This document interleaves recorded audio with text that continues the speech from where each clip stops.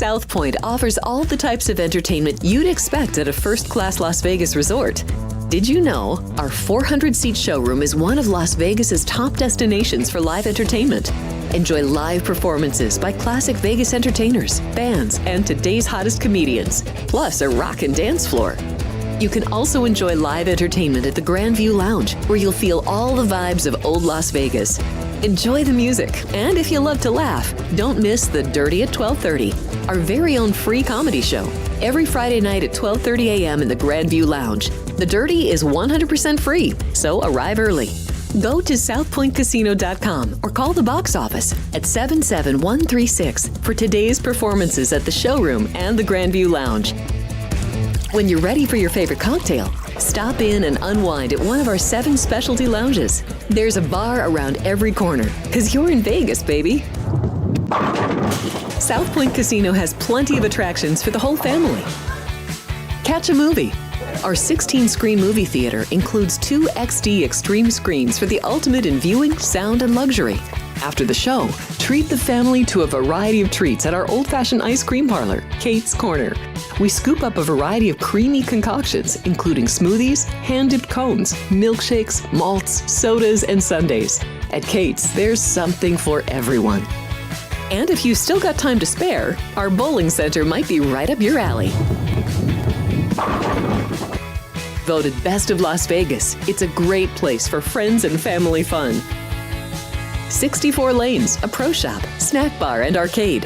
And while the kids are bowling, you can play slots and sip on a drink in the Alley Cat Lounge while overlooking the lanes. For our more serious and professional bowlers, the South Point is also home to a separate tournament bowling plaza.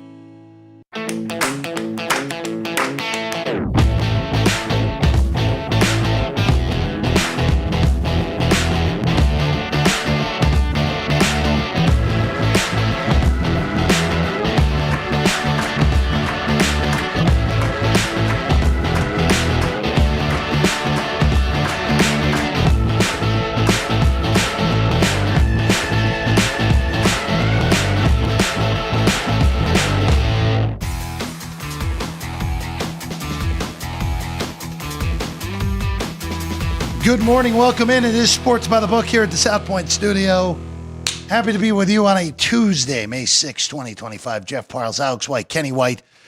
The gang's all here on a Tuesday, and it is an eventful Tuesday at that, Alex. It is, especially after a very eventful Monday. Of course, Underdogs is the headliner here today because we saw 2 in the NBA, and then, of course, Toronto gets the win at home, which closed even money. Did anyone out there have the Pacer Nick Nugget money line parlay?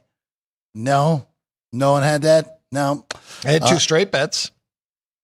I heard you guys yesterday. I was listening about the Toronto game in Florida, and I thought, Florida just beat Tampa. They did look like world beaters, and nobody could beat them. And when that happens, they usually lose. So I bet Toronto in regulation plus 170. Plus 170. When I saw that, that's ridiculous. And I heard you guys talk about Denver, and I said, I think they're right. Denver will be in this game. So I took the points with Denver, and I made a small money line bet on Denver. Those Pacers, Knicks, Nuggets money line parlays paying yeah, what's that pay? About 75, 76 to 1, give or take. Maybe a little less depending on what book, maybe a little more.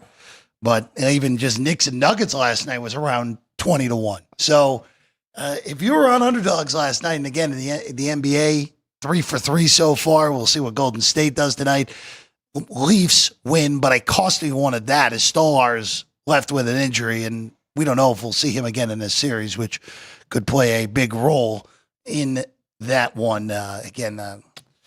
When you're playing those Panthers, you have to pay attention in every which moment. And Bennett clipped him, and that was the injury for Stolarz last night. Yeah, and no penalty called, and I don't think that there will be any suspension or anything for that. So it's pretty brutal, especially concussion. He was throwing up, so you imagine that it has to take a little time for him to come back. Joseph Wall, I do believe he is a good goalie. I mean, I think we even had him as the number 1, but has dealt with a lot of injuries, and he was not ready to step into that game. So you had to sweat out that regulation Yeah, war. I didn't even know. I didn't sweat it. I just got the final. Oh, well, yeah, they scored 3. That was another one that I turned off and was like, oh, with Toronto's good, and then checked back in. It was a 1-goal game. It was like, oh, here we go again. Yeah. But yeah, 5-4 win for the Leafs last night, taking a 1-0 series lead on Florida last night. I want to know the breakdown on parlays from the book yesterday.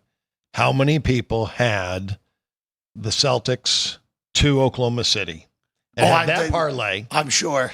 And how many had the 2 dogs on the money line, as Jeff is saying, in a parlay? I bet you it's very low count.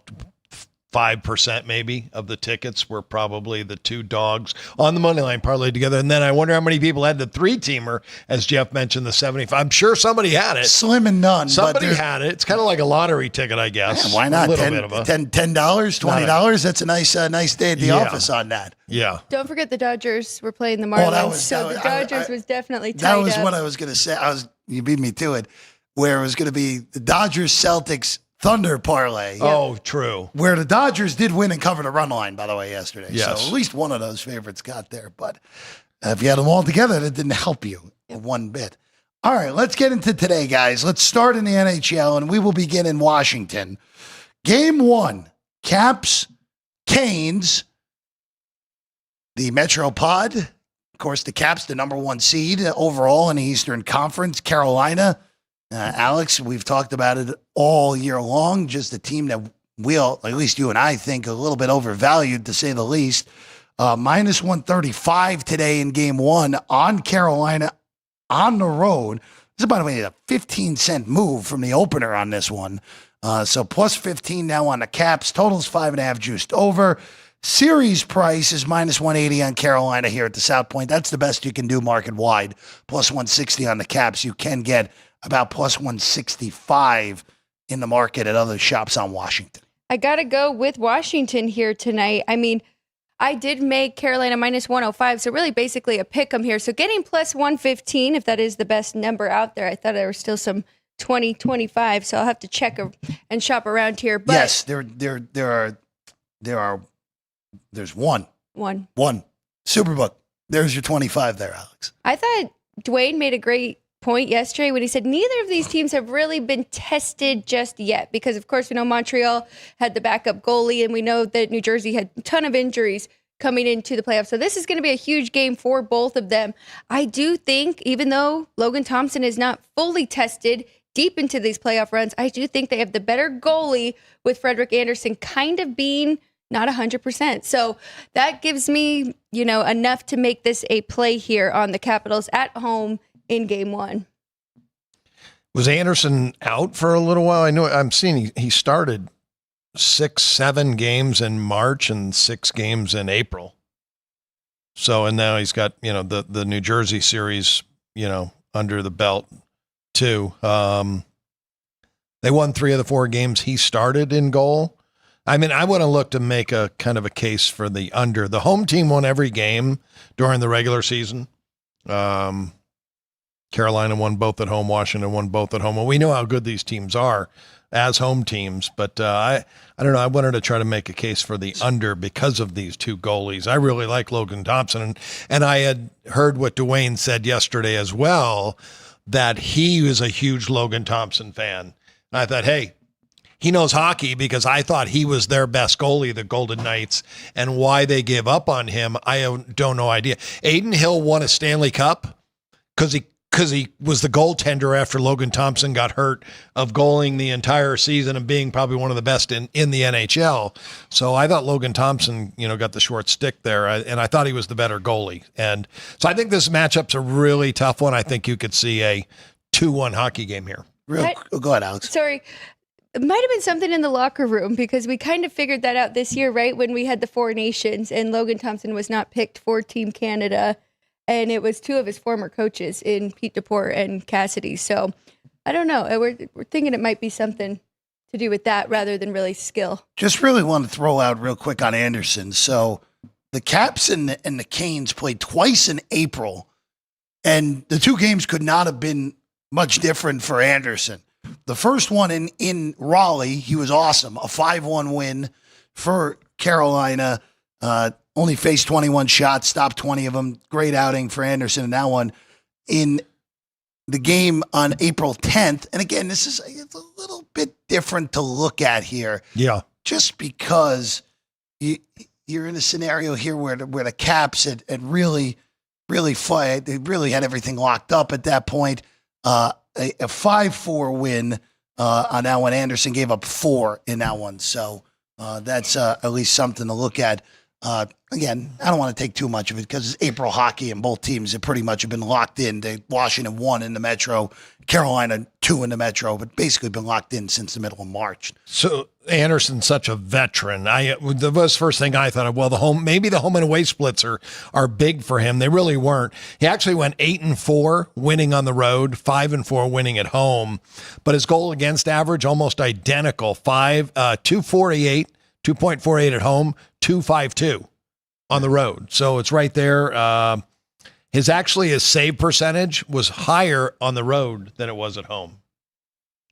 On the road. I will say real quick, I'm with Alex in this game 1 in this series. Find the best price you can find on Washington, period. This should be close to a pick in the series price. And tonight should be up close to a pick in both cases. And you're getting plus 65 on a series price on Washington with home ice. You can get as good as plus 125 tonight in the game 1. Both teams super rested. I like the Caps tonight in this series. Again, I'm on Toronto. Had a series-wise ending game was on them yesterday. Didn't end up following you in that, Alex. But again, we'll have to see what Stolars. But there you go. Caps, small dog here tonight. That seems to be the look we're at here on the desk here. Who's betting Carolina? Someone is because they're up 15 cents from the opener. Well, Jeff, I saw Washington open the favorite in the offshore world. They opened up a small favorite, and then Cirque opened up $1.18 on Carolina, and they're up to $1.37. So I'm not sure because I agree with you guys. Looking at the seasons these two teams had, Washington has been outstanding at home. Do they think Carolina is that much better than the Capitals? Carolina, so of course they play more like man-to-man, and they're second in shots on goal. They're first in shots on goal allowed. So they can be very tough to play against a different type of team. It's Colucci brought this up as well. A lot of these are going to come down to special teams, and we know Carolina as well, number 1 in the penalty kill throughout the regular season. So it's going to be tough, very tough. Well, I can see the reasons why, but home ice is worth Carolina. Home ice is worth at least 40 cents, maybe 45 cents. You're telling me Carolina is $1.80 on a neutral against Washington? No, I don't think so. No, I don't have to add to that. I think that's a little bit crazy to say the very least. All right, moving along, going to game 2 of tonight. And that's the one just down the road from us. The Vegas Golden Knights welcome the Edmonton Oilers. Second time in 3 years in the playoffs for these two teams. Vegas beat the Oilers 2 years ago in 6. Of course, Vegas went on to win their Stanley Cup 2 years ago. Game 1, Knights, $1.35 at home, plus 15 on the Oilers. Total is 6.5 now on this game. That is up from the opener of 6, and now we're even down to, forget they were at 6.5. We're juiced to the over on 6.5 and minus 120. Series price, Vegas, it is all dependent on where you shop. Here at the South Point, it's a flip, minus 110. Vegas is high as minus 125 in the market in this series against Edmonton, Alex. So I agree with that total starting there because it did open 6. I had a 6.5. I didn't bet it. I was a little hesitant because in the regular season, these two played anything but high-scoring games. I think you want to use more current form, though, and what we have seen from the Oilers and how they managed to win those games against the Kings was speed and coming from behind. So I wouldn't jump in now on under 6.5. I think that number has gotten to the right spot here.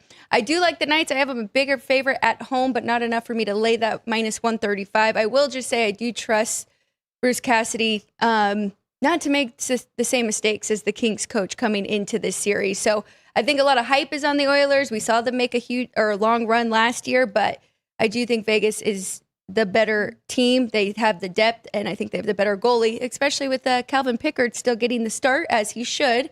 Had 4 really good games to get the Oilers here, but I like Vegas to win this series. So Ryan does have the series prices. Maybe I could look there. Might be a repeat with the Knights in 6 here in this one.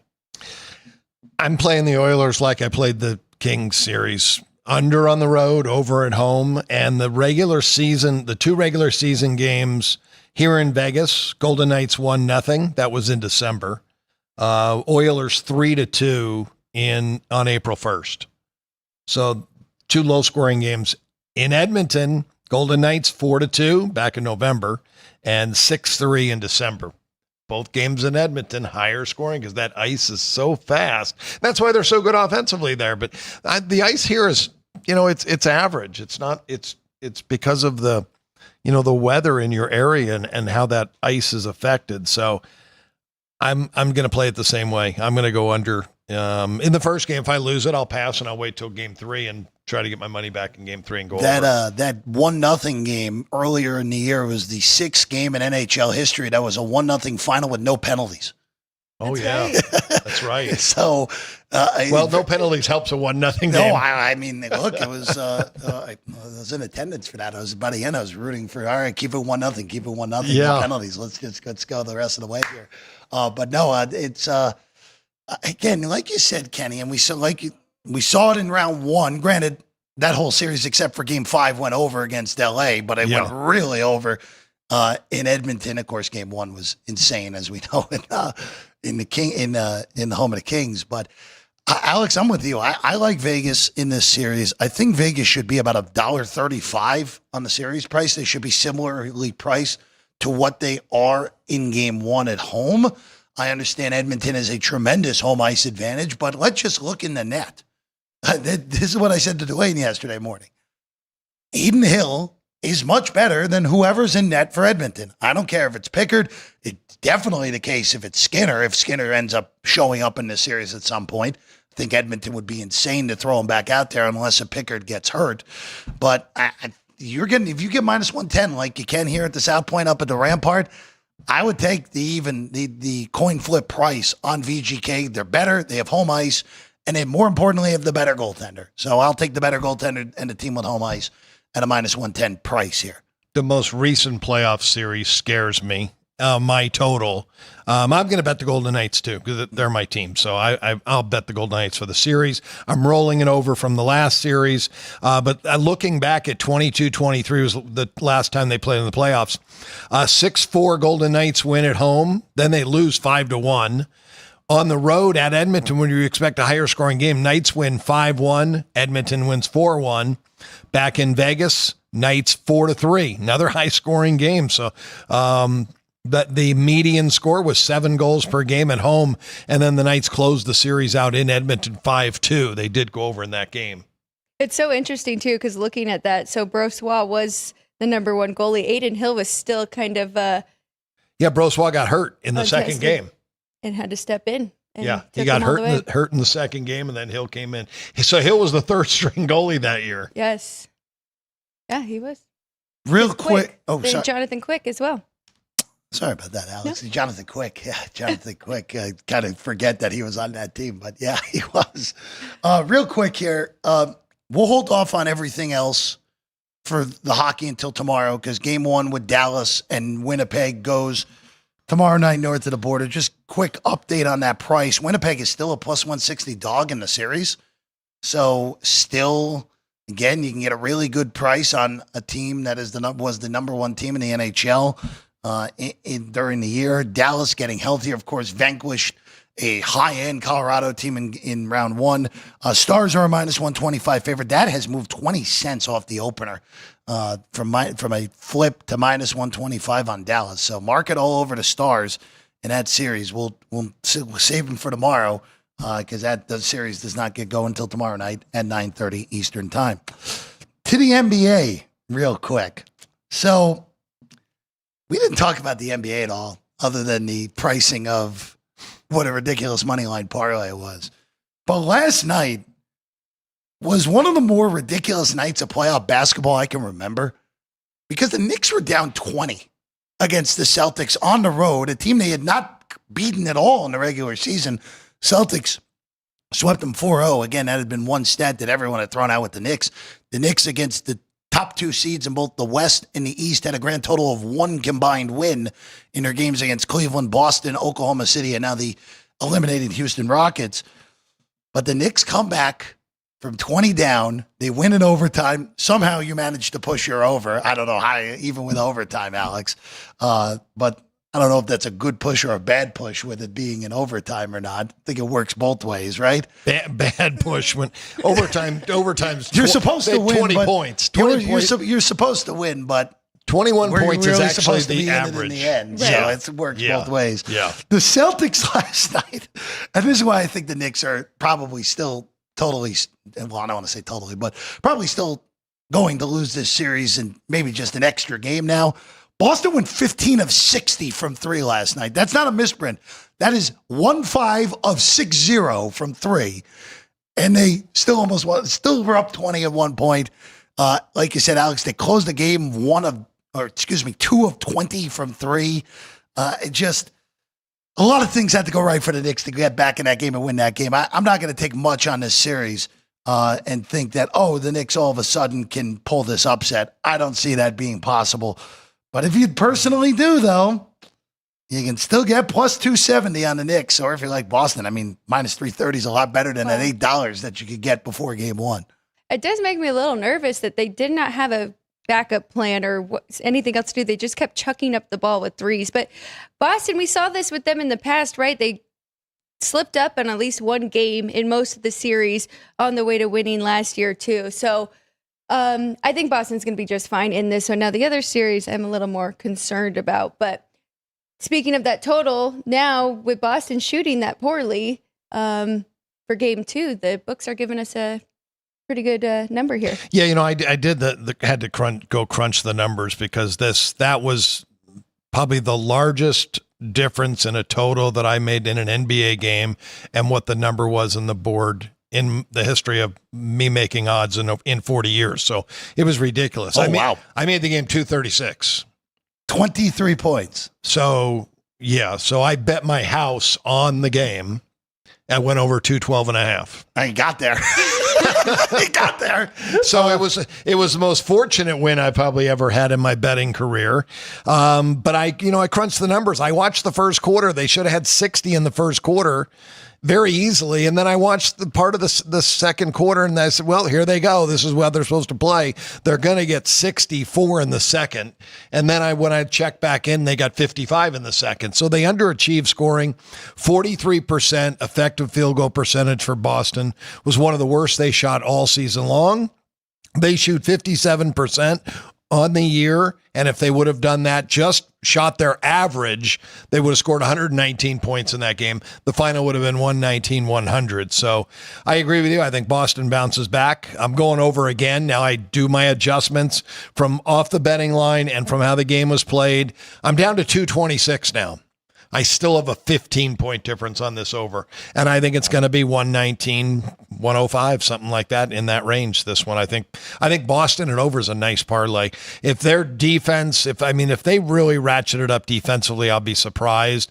I think they got to say, hey, we didn't shoot the ball well. And maybe that was because they were laid off for 6 days. I don't know if it was the case, but I'm sure the Knicks got their attention. I think Boston shoots better, and I think they focus on their offense. So I am comfortable. Celtics and over parlay here. You just brought up a point that actually has been the case so far. The teams that have had more than a 4-day layover are over so far in round 2. Yeah. Cleveland was beat by Indiana. The Knicks were, of course, beat the Celtics last night, and then the other one, the Nuggets, again, another frantic comeback down the stretch by Denver, and Aaron Gordon with a 3 with less than 3 seconds left, steals game 1.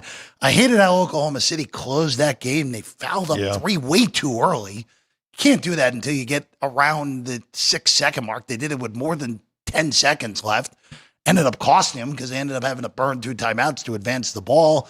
Holmgren missed the free throw. Gordon obviously makes the ridiculous shot, his second gigantic moment of this postseason so far. This game went way over, 121-119, and easy, even with that 229.5. Thunder now are still, again, the minus 310 favorite here at the South Point, but I kind of threw a torpedo into my plan, Alex, where I was going to wait for OKC, handle the business, get the ridiculous double-digit price on Denver to win the series. Denver, look, Nikola Jokic, the best player in the NBA still. I know SGA is going to be the MVP, but I don't know about game 2, but this series, the Nuggets are live. The Nuggets are very much live to pull this upset as good as Oklahoma City is. And you guys talked about it in the first round. I mean, Jamal Murray has to be a huge piece of this too for the Nuggets. And I mean, his numbers are pretty good, but I really didn't think he did a whole lot. And he just, of course, kept feeding Jokic, which is what you're supposed to do also when a player is shooting really well. I think game 2 would have to be almost a must win for the Nuggets to actually close out the series. Try and take both from them at home. But yeah, it's interesting. I don't know, unless you think we're going zigzag theory here in OKC and the, lack of experience, but they can step up in the second game. It's such a must win for Oklahoma City. I made the game 8.5, and I've knocked Denver's rating down a little bit from the Clipper series, because I told you before the Clipper series, I felt like I was on an island with the Nuggets, that everyone felt the Clippers were just so much better. I had to adjust, and I moved the Clippers up a little bit, and I moved Denver down a little bit. If I didn't move Denver down, I would probably make this game 6.5. I mean, I made the case for the Nuggets over the Clippers because of Nikola Jokic, and Jeff just said it. He's the best player in the NBA. Had 42 and 22 last night. He can play that way when he needs to. Will he come out and give that type of effort again? I mean, he gives great effort every night, but will he have a Superman effort in game 2? And if he does, Denver could go back 2-0, going home to the Mile City, and now Oklahoma City's got to play in that altitude. Yep. Going to tonight, Indiana took game 1 from Cleveland. It still doesn't look like Darius Garland's going to be ready for the Cavs, and that is big news again, because, again, like we talked about, Cavs were playing a team that had 2 feet in Cancun, basically that whole series in Miami. Pacers, look, they shot the ball great in game 1. There's no arguing that. It's hard to repeat shooting close to 50% from 3 yet again. But I am concerned about Cleveland without Garland, or even if Garland is able to suit up, he's not going to be close to 100%. I'm staying off of this. This kind of yells zigzag more so than anything now that it's down to 7.5. But I think we got to start taking a look at Indiana in this series more so than anything. Maybe not tonight, but series-wise, especially if Cleveland zags back here tonight and you get a more reasonable price on Indiana, may want to start considering that here. I agree with you. And I really like that 9 yesterday. Did not take it. Wish I would have here with the Pacers, because Dwayne made a great point as well with the Pacers. When they get hot, they get hot. So they could keep that momentum going with how well they did shoot. And I'm worried without Garland for this Cavs team. A lot of people have had their question marks and haven't really given them that much respect on the year. And now we're kind of starting to see why. So I think the Pacers team might be a little underrated and may have been going into even the Bucks series. Yeah. Darius Garland, his difference in this series is his quickness. Strus and Jerome don't have that type of quickness. And we saw a couple plays where Indianapolis took advantage of that they weren't the quickest guys. They're both very efficient offensive players, but their defense is rather weak. Now, Garland's not a great defensive player, but Garland can jumpstart the offense because he can shoot it and he can pass. That's, I think, the biggest thing that they miss in him. They miss him as being the pure point guard. Mitchell's not a point guard. Mitchell's a scoring guard, and Ty Jerome's a scoring guard. So point guard's one of the most important positions on the court, and we've seen it over history. When you got a great point guard, you can win championships. So I think Garland is a bigger loss. You guys have said it is, but I think he's a bigger loss than people actually realize. I think he's worth 4 points to the betting line. That's how big he is. Well, it already moved, like you said, Alex, was 9 yesterday when we were talking about this. But for Cleveland, again, got to get tonight. If you go down 0-2, then obviously into Indiana's backyard we go, and all of a sudden we could be looking at a pretty big-sized upset right out of the gate. All right, let's go to game 1 tonight. Minnesota looks to be a team that actually wins off a layoff at home. They get the Warriors, of course, short rest for Golden State. They won Game 7 on Sunday night. It's only Tuesday now. Minnesota's now 6.5-point favorites, 210.5 the total. This line has been bet all over the map, was as high as 7, open 5.5. The total's been bet up 2.5 points from the opener of 208 in this one, Alex. This one is very fascinating. Of course, we have the clips of Anthony Edwards saying he wants the Warriors. He wants the Warriors. I think this is going to be a great series here between these two. I mean, kind of the passing of the torch. And we talked about it last year with the NBA, but you got Steph Curry and Jimmy Buckets on one side, and then the new and upcoming. And this Minnesota team is very good, well constructed. I like the way they play, and I love that they play defense, even though they are younger. I like them. I was looking at maybe first half, but it is 4. But I do think they are going to come out and make sure that does not happen to them what has happened to these other home teams in Game 1. You know, I've always had the most difficult problem when people say matchups and this team doesn't match up well with the other team. I've struggled with it forever. But I have not struggled with pace of play and how teams like to play. Golden State allowed Houston to get back in that series by allowing them to run. And Steve Kerr said in Game 7, we're playing a zone. We're going to slow it down. We're going to force them to beat us from 3 because they can't shoot. And that's why Golden State beat them. Houston was so much more athletic. They were the better basketball team, I felt, watching them. But Butler and Curry were really good. And Buddy Hield made 9 threes in that game. So I'm talking about that because Golden State made that adjustment to slow the game down. Their pace on the year was right around 100 possessions a game. In that series, it was 93, and it was 89, I believe, in Game 7. So how are they going to play this one with Minnesota? Minnesota's a slower team, and they're defensive. I don't think Golden State tries to speed it up. I think they try to play slow and shorten the game and play the way they played against Houston. I really do. I like it under. I'm really surprised that all the money's coming on the over. I don't understand it whatsoever. I really don't, because both these teams are really good defensive teams too. And you look on the regular season, defensively, Minnesota was number 6 and Golden State was number 7. So you got 2 really good teams that don't run. Neither one runs. Minnesota did win both. I mean, the Warriors won both in Minnesota, if I'm not mistaken, in the regular season, and they split at Golden State. I'm wondering if we can give a little home revenge here for the Timberwolves. And when I mentioned that Golden State was 6 defensively, that is Jimmy Butler played this much, pinch. Now you got Jimmy Butler on this team defensively. They are so good. They're a lockdown defense. They really are. It shows you how good Houston, wait till Houston next year, how good they're going to be, because I really think Golden State's defense is one of the best in the NBA now with Butler. In this series as a whole, I still like Minnesota to win this series in 6 and 5.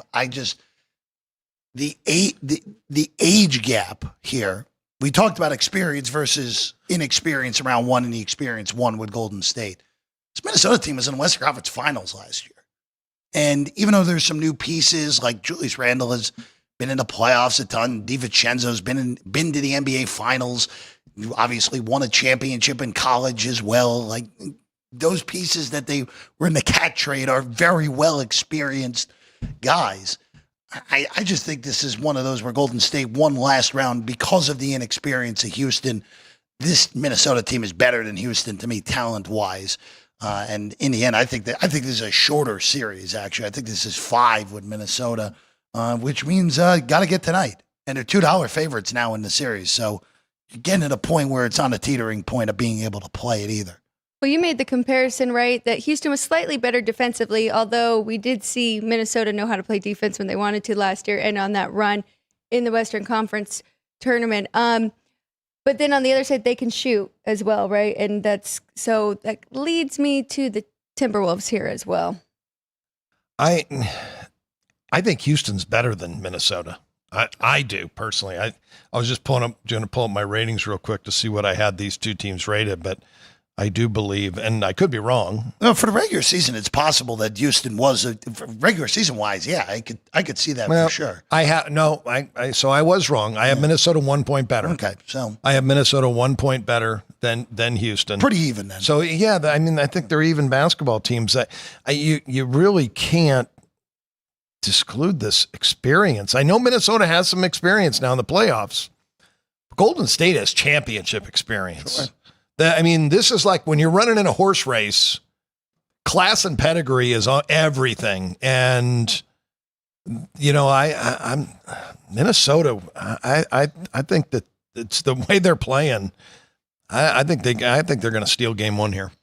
Be 4 for 4 on the roads. Huh? You mean Golden State? Golden State. 4 for 4 on the road teams if Golden State pulls this one off, with the lowest price being that plus 220 on the Warriors for the 4 road teams in game 1. All right, let's take a quick break. When we get back, trivia question will be in the bottom. We'll also have all of our baseball thoughts for a Monday a Tuesday. See, I'm already forgetting about Monday. See what Cinco de Mayo can do to you when we get back. Sports by the Buck, South Point Studio.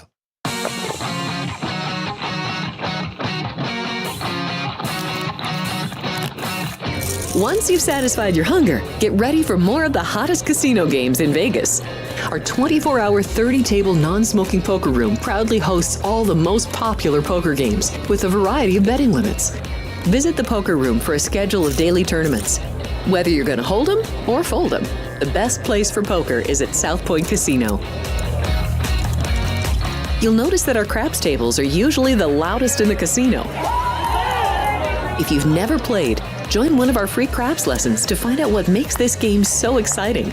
Check with the craps dealer for schedules and give it a roll. Bingo is also an exciting way to spend your time. We offer 7 sessions of bingo every day. Bingo!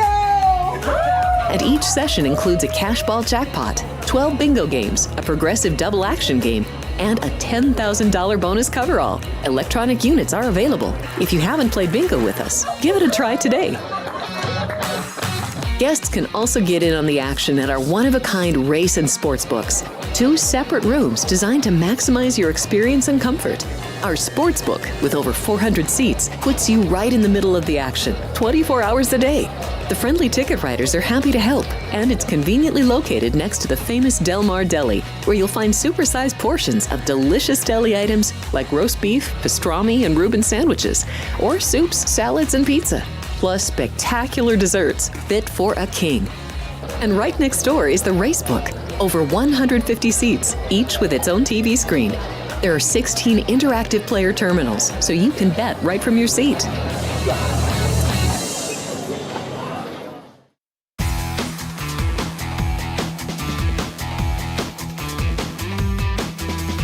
We're back in at Sports by the Book, South Point Studio. Kenny White's on the far side. Alex White's in the middle. I'm Jeff Parles. Happy to be with you as always. Trivia questions in the chat, because the chat is always active here, Alex White. Yes, it is. Now, Dean Hill, I am sorry about your loss. Even with overtime, you got a bad number there on the Celtics game. Attila asked if we had any thoughts on the Aces tonight. I do know that they're doing a special night for Asia Wilson. Pretty dominant first preseason win for them, 112-78 over the Dallas Wings. So I would anticipate they keep that going here tonight, but no thoughts on actual bets in that. And that is really it. And I'll keep an eye on the chat as we move forward and with our notes from Vince. Going to baseball here on a Tuesday. Well, yesterday, we will start with, yesterday, the Dodgers, of course. We'll start there in Miami. Dodgers win 7-4. Still another, it's just kind of sad to see when you have a guy as good as Sandy Alcantara get injured and come back, and he's just not the same guy anymore. He got hit up again by the Dodgers. Not as bad as it was last week, but still gave up 5 earned in 5 innings, only struck out 4. He's not the same guy anymore. It's kind of sad to see. Hopefully he can regain his form at some point. Tonight, though, the Dodgers are gigantic favorites. We saw this pitching matchup last week, Gonsolin and Quantrill, minus 270 on the road. Now, granted, Miami, there will be more Dodger fans than Marlins fans in attendance in Miami tonight. Plus 230 on the fish, 9.5 your total for this one, Alex. And of course, that was Gonsolin's first start back this season.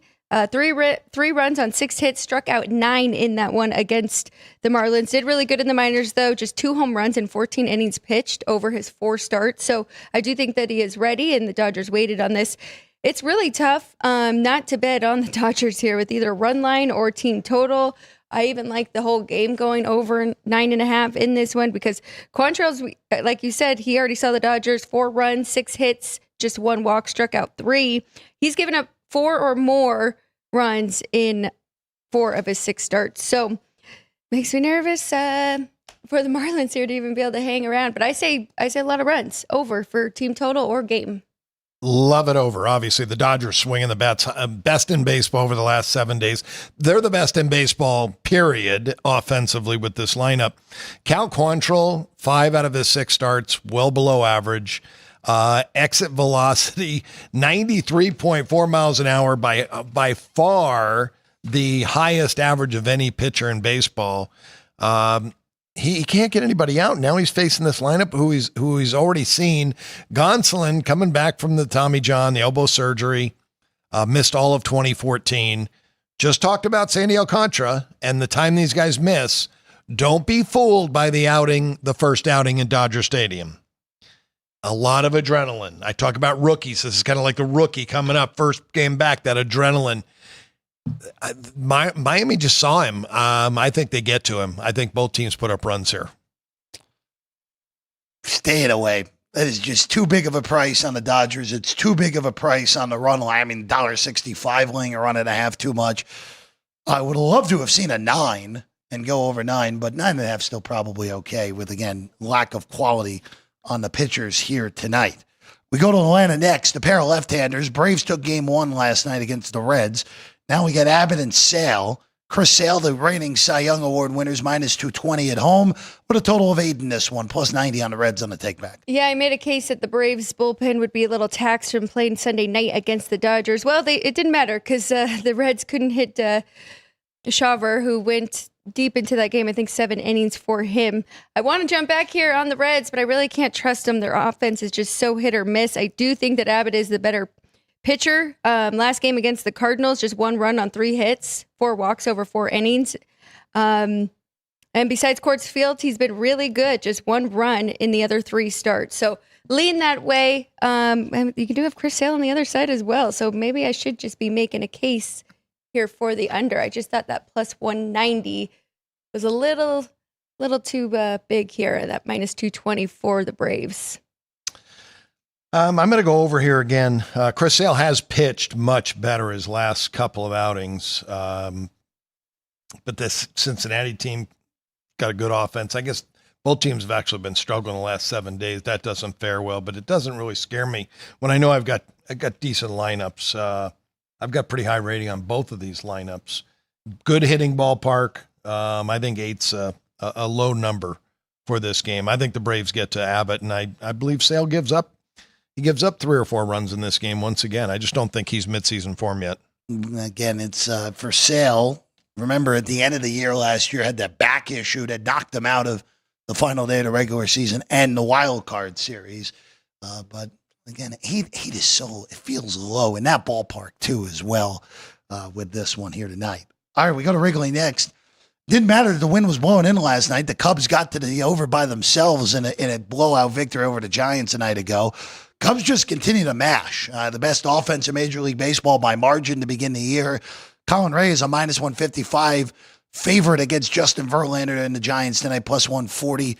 Just a flat 8 on the total here in this one. And you've been talking about this Cubs team all year long. And I mean, really, they have to be looked at as one of the best in Major League Baseball. I like the Cubs side, but I don't love that minus 155. I think they're a rightful favorite here at home. And with Colin Rea, I do believe he is a little bit better of a pitcher here against Verlander and aging pitcher on the other side. But Colin Rea is really just coming off his first quality start of 2025 versus the Pirates.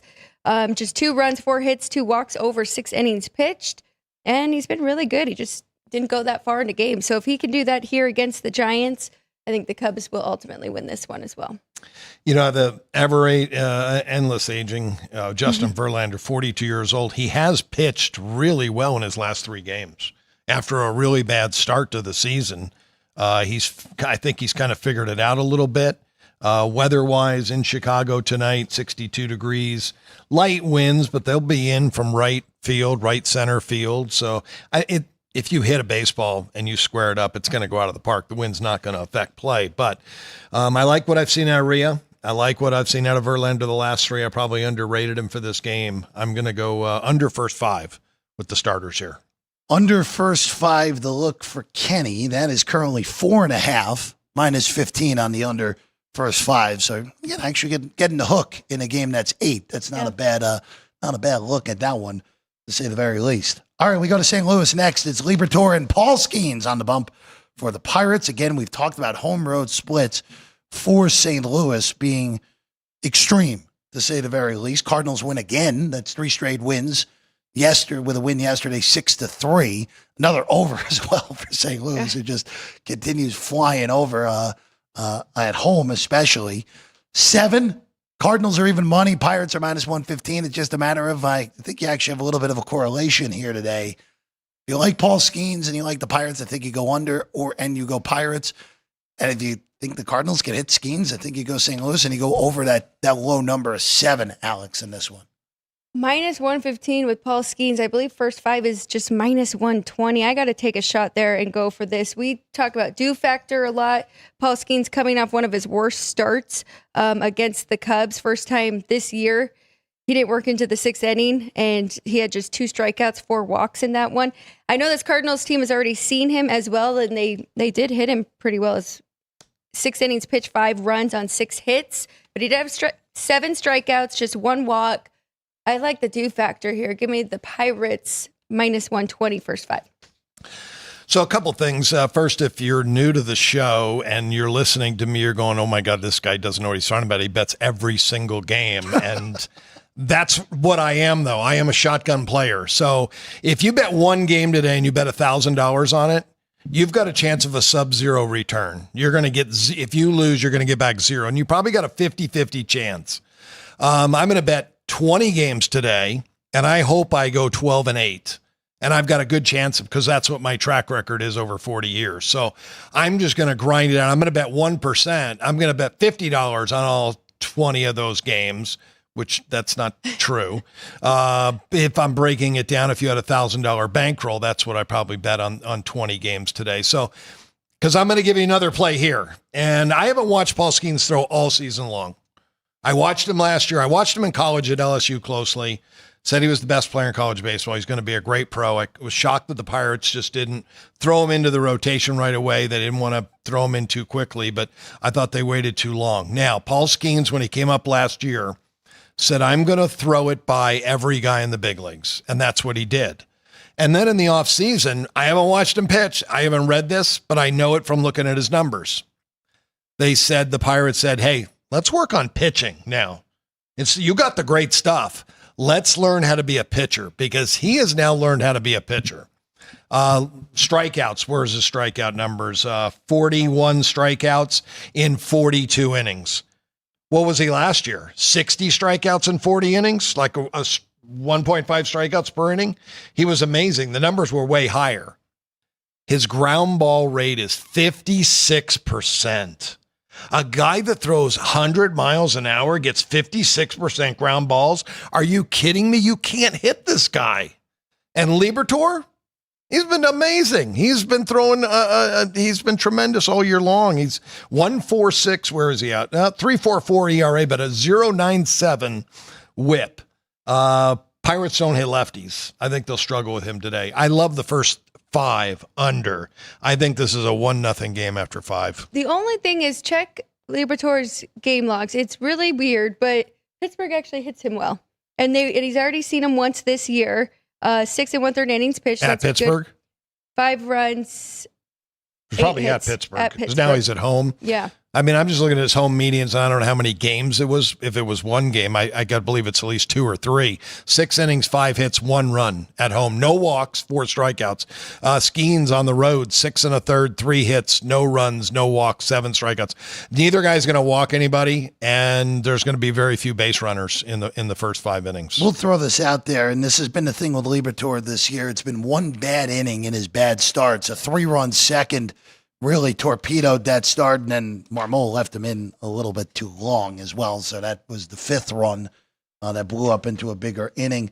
Liberatore also hasn't made a full start since April 25th. Last week he was in that rain-delayed midstream game in Cincinnati. It didn't return post-rain delay, game that the Reds went on to win 9-1 in that one against the Cardinals. All right, sometimes it's again who you're going up against. He knows who he's going up against in this one. I think you're going to see a really focused guy. Now, he did pitch 6 innings several games, but again, last game you already had to leave early because of the weather. I think these two lock horns in this one and throw up a lot of donuts. Going next to Arizona, the Mets beat the Diamondbacks 5-4 behind Alonso and Lindor homers, and the bullpen barely held on.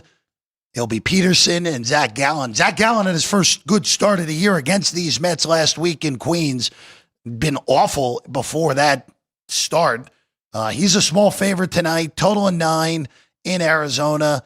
Alex, what are we looking at here, if anything? I think the only thing I could do is go under in that first 5 with these two. I do think Zach Gallen can repeat that again against the Mets here, even though the Mets offense has really been clicking. But I like Peterson on the other side, and I like that these guys just saw each other. I think the pitchers will be dialed in here. Well, usually you know that when they've just seen the pitchers, it's the hitters. It's the hitters. The hitters have a little bit of an advantage, and you'll notice that in AAA baseball because of 6-game series is that the guy starts game 1, he throws a great game, and then he goes in game 6 and gets knocked out in the third. Or first game he gets knocked out in the third, and then game 6 he throws 6 shutout innings. These pitchers are zigzag as NBA playoffs and NHL playoffs are, and the roof is supposed to be open tonight. I want to check because of weather. It should be open, 74 degrees, no rain in Phoenix like we had last night here. So an open stadium with 2 really good offenses, and I like both pitchers, but I don't know if I really trust Zach Gallen to be 100% like he should be. I did bet him last time out against the Mets, but I like the revenge factor for the Mets here in this game. I think this might be a nice Mets and over parlay. Mets looking to take the first 2 in Phoenix, day game tomorrow to wrap that series up. We go to Boston next. These two teams saw each other the first week of the year, Rangers and Red Sox. It's Eovaldi and Giolito tonight, total of 9. And you know what, Alex? This is a price, even on the road against a really good team, that I can't pass with Nathan Eovaldi here tonight. I will be on Eovaldi and the Rangers. I would have loved to have seen like a minus 105, a flip each way, but that's not how the market has taken this game. So the best you can do in the market is minus 112 over at Circa, and that would be the way I would look to play it here with Eovaldi tonight. And I can't blame you. I mean, he has been so good this year, 2.11 ERA, 0.77 whip. We've been talking about that. One of the best whip in MLB. I just am a little nervous with this Red Sox offense. A little bit up and down, but at home here and getting that last inning. So nothing for me. I think those numbers are pretty much just right. If anything, I would look for Rangers first 5, maybe even getting half a run. Yeah, I could see fading Giolito, just coming back, 1 start now, and he went 6 innings in that game. Pitched okay in the minors, but that's not, he's facing big league hitters here, and the Rangers do have a really good offense. So my numbers say the game should be a pick, but I'm giving Giolito a fairly decent rating, and I think he could get knocked out after his first start. Again, kind of fading a guy coming off that first start like Gonsolin was. I'm not betting the game, though. This is one I am passing on. All right, pass, but rarely. Hey, look, as you said, you're a volume player to say the very least. All right, we go to Kansas City next. Royals and White Sox. The Royals behind Cole Reagans yesterday, 3-0 shutout. 11 strikeouts in 5 innings for Reagans. Didn't have to be worried. He was only getting 15 outs when almost 80% of them are strikeouts on those strikeout props. That would have been the day for it. But Alex, here you go. Royals minus 220 tonight with Lugo against Burke and a total of 8.5 in this one. Burke is coming off of his best start of the year against the Brewers. He went 6 scoreless, just 2 hits, 3 walks, 5 strikeouts in that one. Seth Lugo, though, has been very good this year. 2 runs on 5 hits over 6 innings, struck out 5 against the Rays coming into this one. I like both pitchers. I don't trust either offenses. I mean, I really think it's got to be an under here again, which we saw yesterday, 3-0. I'll take another final like that. So it would be under 8.5 for me in that one. Yeah, I like Lugo a lot. Weather is, dreary there in Kansas City. So you're right about the offenses. Both guys have been tough to hit last 3 starts. Hitters are hitting 175 against Burke, 176 against Lugo. And I really like Lugo. Lugo's the far better pitcher, I think, out of the two. I think he, deals tonight against this White Sox lineup. Might be a first 5 under for me again here. I am going to go under in the game, but I might go under first 5 as well. First 5 under in this one is sitting at 4.5, and you can get a nice plus price on that. You can get plus 110 under 4.5. First 5 on Royals and White Sox tonight. We go to Minnesota next. Pablo Lopez, a minus 170 favorite tonight for the Minnesota Twins, taking on Povich of Baltimore. We've talked about how, at least I've mentioned, I feel like any opportunity I get to throw up the Orioles under the bus, I have so far this year. 7 games under 500, tied for the second worst record in the American League. Twins have been an underachiever as well. They're 15-20 and 7 games behind the Tigers already in the American League Central. Lopez, huge favorite tonight, though, minus 70 with an 8.5 total. Are they really an underachiever, though? Were we expecting a lot more from them? I wasn't expecting them to be bad, which 15-20 through 35 games in this sort of AL. Again, last year, they were so bad in September. They were in command getting into the postseason as a wild card, had a real shot to turn down Cleveland, and then they were the second worst team in the American League in the month of September a year ago. Yeah, that did happen. I like what I've seen from their offense. I guess they have been struggling as of late, looking at their last 7 numbers here. Not good at all, slugging .351 and 84 WRC plus. So I was going to make the case. 170 is just so much here for Pablo Lopez, even though you have the better starting pitcher, the better bullpen. I mean, I think you got to make a case here now that I know we don't like to go against the steam, but minus 170 getting plus 155 on the other side with the Orioles, and it's against a righty, so I'll back the O's if they're going up against a righty. So I'm leaning to the dog here in this one. My numbers are right there. You bring up the point about the pitching. Minnesota, by far, with the starting pitcher, Lopez is way better than Povich, and then the bullpen, there's no comparison. The Twins pitching is the advantage. I think the Orioles have the better lineup, and especially even as of late with Baltimore struggling a little bit, Twins have struggled more. 84 weighted runs created over the last week. So if you want to bet Povich, I guess you could lean to making a case that his 2 road games were his best 2 games he's pitched this year. Yep. He's really struggled at home, but he's pitched well on the road. So I'm going to pass. Going next to the Angels and the Blue Jays. By the way, shout out to Robert, who in the chat asked about that Minnesota and Baltimore game. We go to Anaheim next. Jose Urena is going to make his first start of the year. His only appearance was out of the bullpen for the Mets, and he got picked up by Toronto along with Spencer Turnbull, which are 2 names from the past for the Jays. They'll have some spot starts for both of them. Minus 15 on Urena tonight against Tyler Anderson of the Angels. Again, Angels' great start have been awful since. Even on Anderson with a total of 9 in this one, Alex. I really have nothing in this one because I have the wrong starting pitcher. I thought it was going to be Eric Lawyer. How do you say it? Lauer. That's what I got from RotoWire. But so I have nothing. I don't know if you have anything here. I mean, Tyler Anderson has been pretty good this year. It's really tough to back the Angels right now, and they have just fallen back down to earth. I could. You're right. I had the wrong pitcher too. I had Lauer because I got mine from CBS. So there's 2 spots that had Lauer, but I do see it is going to be Urena. Now Urena, he was a Miami Marlin, Dominican Republic kid. He's 33 years old now. I know he had a couple of good years. His third year, he was 14-7 with a 3.82 ERA. But since 2019, he hasn't had an ERA under 5. He did have an ERA of 3.80 last year at Texas, but he was extremely lucky. Low batting average, balls in play, high left on base numbers. He had a 461 xFIP. This guy is just a well below average major league pitcher. I have no idea why he's still in the game. If he was left-handed, I could say that's why he's in the game, but this guy has nothing. I think that the Angels, their lineup could even hit him. And Anderson struggled too as of late. He has not been good this year. So I'm going to try to make a case for the over here with Urania going tonight.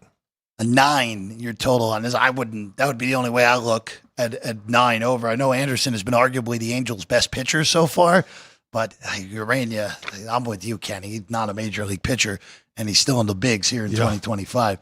All right, we go to Sacramento next.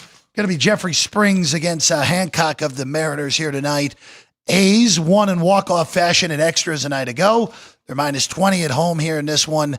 Totals up to 10 here in Sacramento. The highest total on the board, even higher than Coors Field here tonight. Yeah, and I don't think we really need to be afraid of that 10. I do like the over here between these two, and with the pitchers that we have going. Both of these lineups have been hitting, and I like the Mariners against lefties. They are 11th in slugging. Well, actually, they're 11th in OPS, which makes them very close. Same thing in slugging. Let me see. They are 9th in slugging. And the Athletics, I mean, looking at their last 7, really, you can make a case. Both these offenses have been very, very good. So I'm not going to play it. I don't love the 10. Maybe I'll wait and see if it comes back down, but I definitely like the over here. Yeah, again, 81 degrees. That's hot. It's going to be a really warm day in Sacramento. 87's the high. Oof. It's too bad this game didn't start at 3 o'clock in the afternoon there, because I would have been on it over. The wind's going to shift. The wind left field to right field, straight out to center at first pitch, 10 to 15 miles an hour with that 81 degrees. Both these pitchers really struggling. And again, I say this is a pitcher's park, and I think at the end of the year, you'll see it should be an under park. September might be a great month to bet Las Vegas A's games under. So yeah, the Cleveland Indians, Washington Redskins. Yeah, there's $2 more there. Kenny. Can I double down? Can I double down? I'm going to go over. I'm going over the 10 because of how hot it's going to be, and the wind's blowing out to center, and you got 2 really bad pitchers. Both guys really struggling. Let's go to Washington next. There's a double dip after it rained out yesterday. So game 1 is the same pitching matchup. And again, check your rotation numbers if you're here in Vegas or places that, or if you're going to the window to bet it, I should say, more so than anything. The early game is 9:31, 9:32. And that's the projected pitching matchup we had yesterday of Ortiz and Irvin. 9.5 guards are -20. Plus 05 on Washington. Is there anything, Alex, or are we still kind of in the similar thoughts of yesterday? Yesterday, I loved the under. I just thought 9.5 was way too high for this game, but now with it being a doubleheader, I'm going to stay off of it. Anything for you? Yeah, well, because it was a night game yesterday, wasn't it? Now it's a day game with these two guys. I don't trust either pitcher, but I don't trust either offense. So my numbers say under, but with a day game, I'd add a run to that and make it 8.5, and it's pretty much right there on the line. I been fading the Guardians all year, and it hasn't worked out too well for me. I still don't think they're a very good baseball team. They do have a great bullpen, and I guess that bullpen and some good starting pitching has kept them in games and allowed them to win a lot of close baseball games. This one, I guess I just talked myself into it. I love taking home teams plus a 1.5. And if I can get a plus price, even better. But in this spot, I'll probably take the Nationals plus a 1.5. Small bet, 1%. And then game 2 is going to be Lively and Lord. It's a flip at most shops. South Point has Cleveland as a small favorite at -10, 9.5 the total. This is the night game of the double dip here today, Alex. I do agree with that, with Cleveland being a slight favorite here with Lively over Lord, but I really have nothing in this one as well. Again, just lean to the under. with both of these offenses, and I do trust these pitchers. Yeah, when you said a slight flip, Jeff, I was going to say, I apologize, I'm not the greatest of listeners, but Cleveland is the favorite in game one. I see $1.15 out there most spots in this game, meaning a flip. This game two is kind of a pick'em game. Do I have anything there? I don't believe I do. Where's my number at on this game? I made the Guardians 111 and 8. I actually an under spot again because I don't trust the offenses. I don't trust either pitcher, but I do trust unders more than I do overs right now. Major League Baseball, minor league baseball, college baseball. The scoring is down this year in all three sports. I'm gonna guess it's the baseball. Pitchers ahead of the hitters, but that's such a big sample size in college as well at this point. Yeah, could be. Again, they never tell us when they change the baseball. They never do. They never do. Very much in play. All right, we go to Tampa next. A 2007 World Series redux here with the Phillies on the road against the Rays. I never liked betting the Phillies just because of my fandom, but Zach Wheeler's only minus 120. Really? It feels like a really good price to take Wheeler against an offense that is very random. Again, this ballpark has played pretty well for offenses. I get it, playing in a spring training park, but I know Rasmussen's been great too, but Wheeler, that short of a price with the better team as well. I'm going to take Zach and the Phils here at minus 120, Alex. And the ballpark does scare me, but I really do like under 4 in the first 5 between these two because you mentioned it. Rasmussen's been very good as well, and I like what I've seen from him looking at these medians. So Zach Wheeler, 2 median earned runs, and on the other side with Drew, it's just 3.5 hits. So I like under in the first 4, but ballpark makes me a little nervous. I think since it is 4, we're not having to go under 3.5. I'm gonna play it and maybe push worst case scenario. I like the Phillies. I like Zach Wheeler. I agree with Jeff. I worry about the under, Alex, because of the weather there. 86 degrees at first pitch, 55% humidity. That is smoking hot for sea level. It's smoking hot. Trust me. They don't get those type of temperatures with that type of humidity too often this time of year. So, ball could carry. This could be a nothing game though at the end of 5. I hope it's 1-1 and it does go under. And I'd like to bet in game over because the Phillies bullpen is horrendous and that's what scares me. So Jeff, I guess if we're betting the Phillies, we should just be betting the first 5 innings. I can't really argue with that either. It's the same price. So yeah, you know what? Maybe it's both. Maybe you just go a slightly smaller bet on the first 5 and then take, I don't know, Kenny, maybe you go 2% on the first 5 and a percent on the full game, something in that pocket on Phils and Rays. All right, we go to the Bronx next.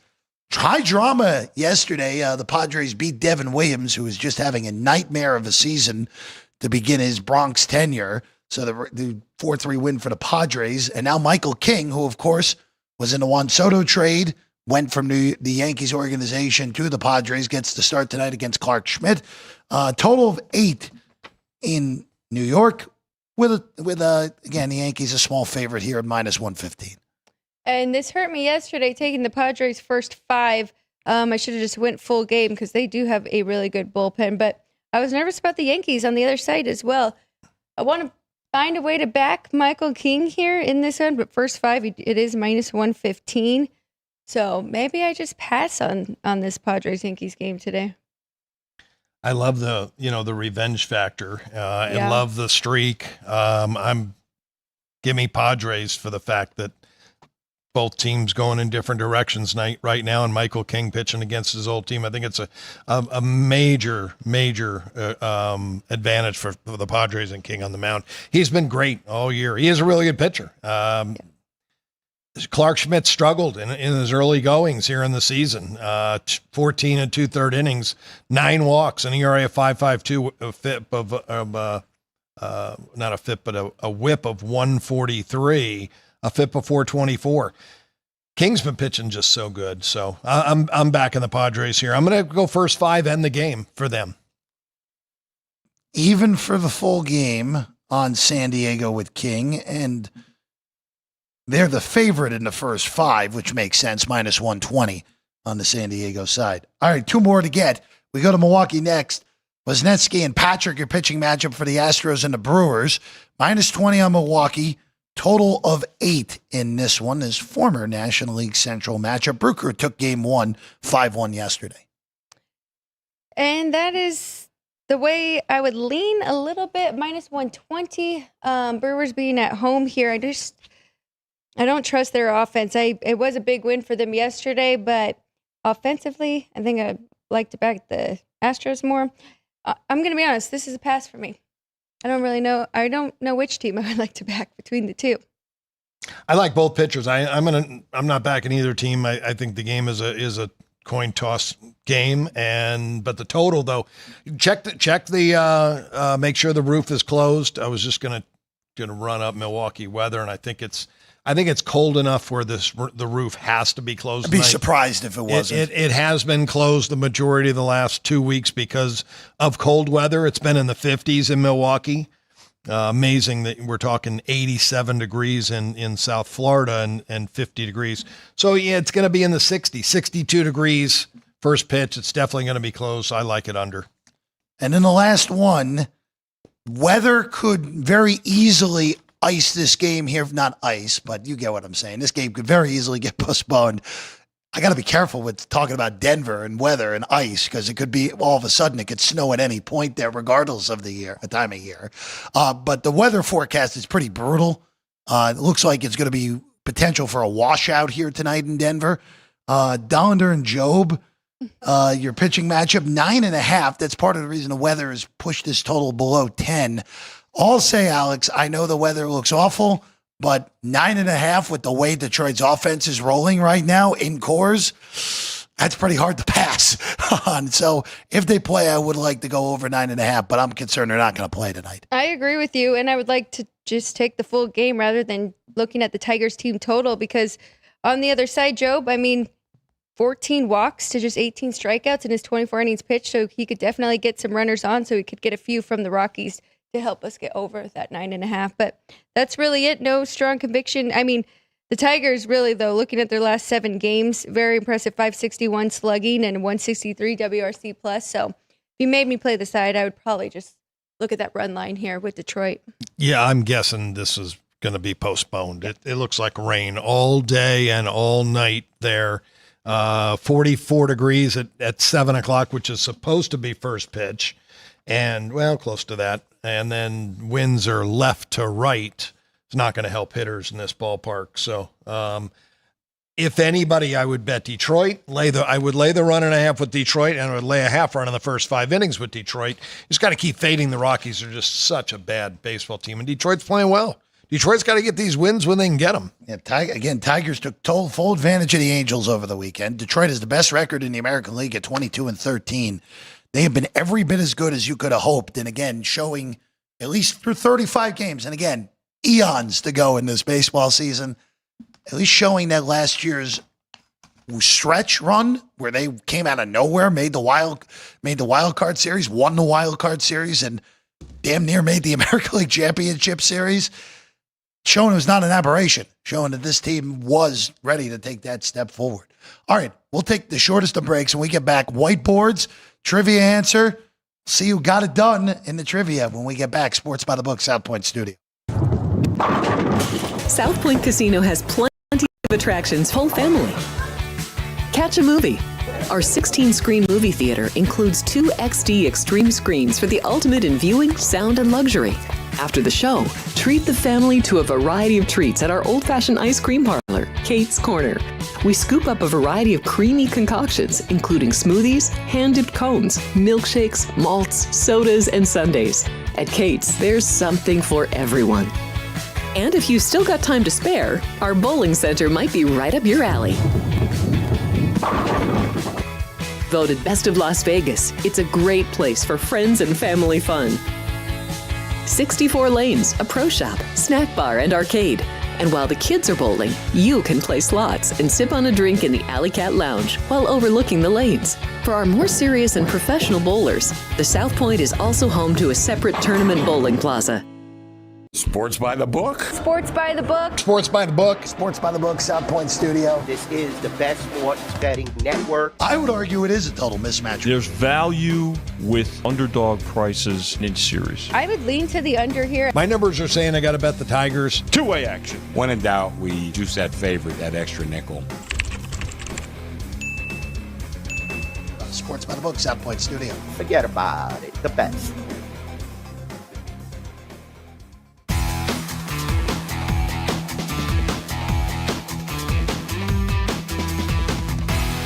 Welcome back, Sports by the Book, South Point Studio. Jeff Parles, Alex White, Kenny White. While Kenny is writing up his plays for today, we'll tell you the trivia question and answer, as you saw in the bottom. Which Hockey Hall of Famer holds the league record for most goals scored by a goalie, which is 3. Also, of course, celebrates a birthday today. That there was a hint in the studio right behind me on the team jersey. That's the one and only Martin Brodeur, who, of course, is responsible for the trapezoid behind the net as well. At the best puck-handling goalie of all time and the best New Jersey Devil of all time as well. That was the answer, and, of course, JR got it right. We are now 6 days into May. JR is not lost in May yet, so someone needs to knock off our good friend JR because he's heading for 2 for 2 on these months of trivia here, Alex White. Yes, he is. And he still needs to contact one of us so we can get him his comp for the first month of winning. But 4-0 for him to start this month. Of course, we didn't have any on the weekend, but very impressive with JR's knowledge of all different sports here. Let's get the whiteboards rolling here on a Tuesday morning here on the show. You can go ahead with the graphic, Ryan, and we will begin with Alex White and her quartet here today. That's right. One hockey play for me today. I am backing the Capitals plus 125 at home against the Canes. I like how this team is playing with Ovechkin, Tom Wilson, and company. Dylan Strome, I should mention too. So I think that they can take game 1 here at home. Home ice should mean something. MLB, I've got 2 overs and 1 under. We're going Dodgers and Marlins over 9.5. I'm going Mariners and Athletics over 10. And then I am going White Sox and Royals under 8.5. Here we go. 7 plays for me. 4, 2, 1. 4 in the baseball because one's first 5 end the game. Pittsburgh, St. Louis, I'm going under 3.5 first 5. I think it's going to be a great pitcher's duel. Both these guys lock horns, Skeens and Libator. And then I'm going backwards on the board. First game on the board, Dodgers, Miami. I think this is going to be a very offensive game. Dodgers, you know that lineup is so good, and Quantrill's been getting hit harder than anybody in baseball, and now he's got to face the Dodgers again. Over the 9.5. Padres, I like them in the first 5. End for the game. NBA, like the Pacers tonight, plus the 8. And then I like the Golden State, Minnesota game under 210. NHL, Capitals, I'm taking the $1.25, but I'm also going to go back and do an in regulation Caps bet. I bet I can probably get close to $1.80 again. I like that. I would definitely sprinkle a little on that. All right, making it 3 for 3 on Washington here tonight, guys. So we've been pretty good with these squad rolls here. So on Washington tonight in series, on VGK series as well for me. So that is I might end up on all 4 hockey series because I'm on Toronto, on Washington, on Vegas. I would be surprised if I'm not on Winnipeg in the series by the time that series rolls on Wednesday night. That's okay, and that's how you like to play this hockey, right? Not really day to day, but you like, and you usually have a feel for who's going to come out of the series. You know what? I'm just the way that I bet sports. I do, and again for hockey and NBA, you guys have hosted the show with me for months now, for over almost 2 full years with you and I now, Alex. Pretty crazy in its own right. Hockey and basketball, I just like series prices just because day to day, I don't do it during the regular season. I'm not going to, unless if it's so off, I'm just not going to hop in. Right. It just, that hasn't worked for me in the past. So go with what works, right? Just have to find a way to end up with more dollars in your pocket at the end of the day than you began it with. So that's the key. That's the key. The master of the obvious statement sometimes He's the master of the obvious statement for a reason. So, You never go broke taking a profit. that is 100% right. The oldest cliche in the book is 100% right on that. All right, shout out to the crew, Ryan, Jerry, Drew Dog, Vince, and Sean on his day off. Shout out to you two as well, Kenny and Alex. Of course, we're all back, all three of us, tomorrow at 11 a.m., or excuse me, at 10 a.m. That's 11 a.m. Mountain Time, 10 a.m. Pacific Time. We'll end around 11 a.m. as we did here today. 1 p.m. Eastern. 1 p.m. Eastern, noon Central. We'll hit them all here on the show. We'll see you again 10 a.m. tomorrow morning. Sports by the Book, South Point Studio.